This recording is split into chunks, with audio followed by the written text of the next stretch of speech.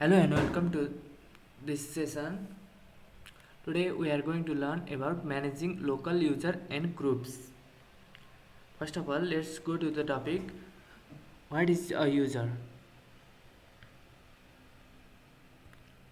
User. A user is used generally. Let's see. Generally, what is a user?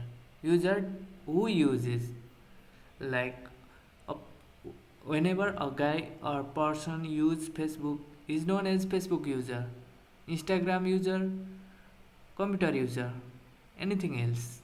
Those who use is known as user in general terms. But in Linux, we say a user is used to provide security boundaries between different people and program that can run commands.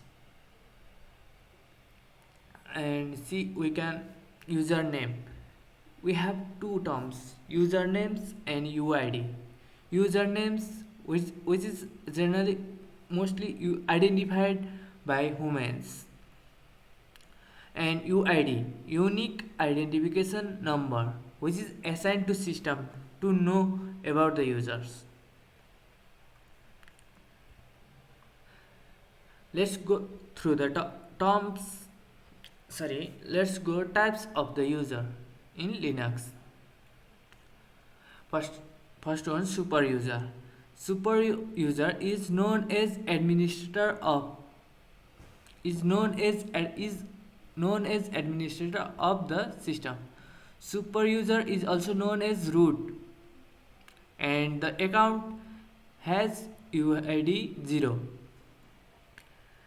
Then second number, system user, used by processes that provide system services like assigned non-privileged account. It is generally it is used to allow to secure their files and other resources from regular user on the system. Then go to the topic of terms regular user. Most of the users are regular users.